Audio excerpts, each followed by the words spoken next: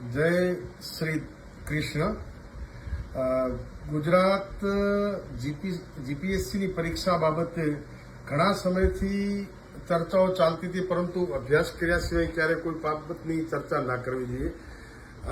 હસમુખ પટેલ એના જે વિધિવત રીતે જીપીએસસીની પરીક્ષાઓ લે છે, બંધારણીય હોદ્દા ઉપર બેઠા, પરંતુ મારી દ્રષ્ટિએ હસમુખ પટેલ નામ કેવું એ પણ મને દુઃખ લાગે છે. મને ખૂબ હસમુખ પટેલ ઉપર પ્રેમ હતો કે મારા બનાસકાંઠાના પનોતા પુત્ર હોય ને આવડી જવાબદારી જ્યારે હોય, પરંતુ આજે દુઃખ લાગે છે. તમારા પિતાશ્રી બાલુંદ્રા ગામમાં તમારો જન્મ થયો છે, અમીરગઢ તાલુકાનો, અને બનાસકાંઠાનો આપ ગૌરવ હતા, પરંતુ તમે પટેલ નામ પાછળ તો લગાડવું જ ના જોઈએ, કારણ કે પટેલો તો આ દેશની આઝાદી અપાવવા માટે સરદાર પટેલે આઝાદી અપાવી. તમારા નામ પાછળ અને હસમુખો ચહેરો, આવું સુંદર નામ, અને તમારા કર્મો કાળા છે.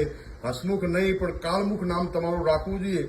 કે તમે અગાઉ પણ બનાસકાંઠાના એક ચૌધરી યુવાનની પરીક્ષામાં લેખિતમાં જેના માર્ક્સ ફૂલ હતા, છતાં ઇન્ટરવ્યુમાં આપે કાપી, એ જ દીકરો યુપીએસસીની પરીક્ષા ચૌધરી યુવાન અગાઉ પાસ કરી. ત્યારે હું તો દેશના વડાપ્રધાન નરેન્દ્ર મોદી અને ગુજરાતના મુખ્યમંત્રીને કહેવા માંગુ, તમે હજુ સબક લેતા નથી. એ વખતે પણ હસમુખ પટેલે મોટો છબરડો કરીને યુવાનને અન્યાય કર્યો હતો.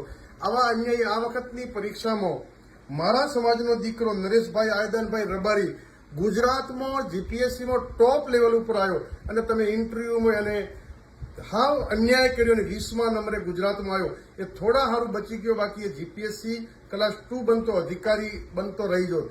તમે ઈબીસીમાં પણ અન્યાય કર્યો. ઈબીસીમાં આવતી બીજી કોઈ પણ કોમને નથી લીધી. તમામ વિદ્યાર્થીઓને જેના 64% 65% હોય લેખિતમાં, અને એને તમે 10% ઇન્ટરવ્યુમાં આપી દો, અને જેના 39% હોય એને તમે ઇન્ટરવ્યુમાં 90% આપીને આ ગુજરાતની ધરતી, અને તમે બનાસકાંઠાના પનોતા પુત્ર હતા એનું મને ગૌરવ હતું.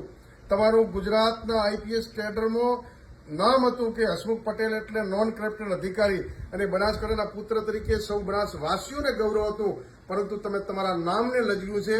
હું ગુજરાતના મુખ્યમંત્રી, ગૃહમંત્રી અને તમામ આજે દુઃખ લાગે કે સંરક્ષક ઓબીસીના પ્રણેતા, ઓબીસી એસસી એસટી માટે ગુજરાતના મુખ્યમંત્રી તરીકે રાજીનામું આપી દીધું હતું માધવસિંહે, પરંતુ ઓબીસી એસસી એસટીને અન્યાય થવા દીધો નહોતો.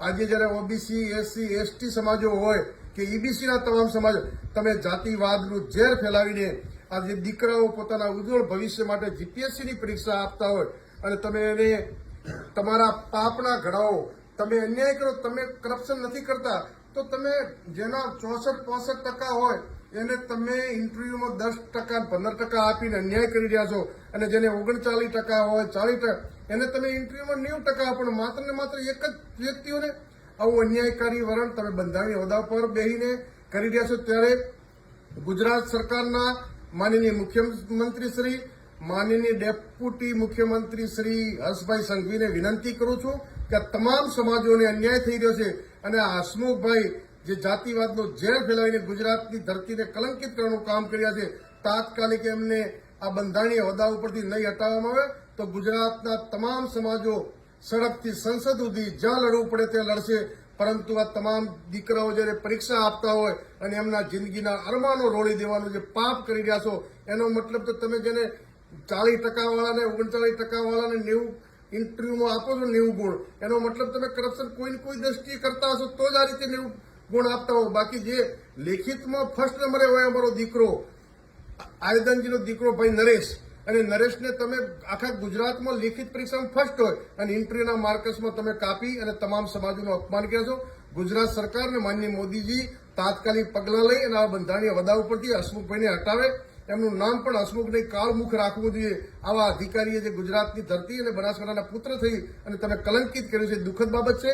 તાત્કાલિક બંધારણીય હોદ્દા ઉપરથી એમને હટાવવામાં નહીં આવે તો ગુજરાતની જનતા જ્યાં લડવું પડે ત્યાં લડીશું.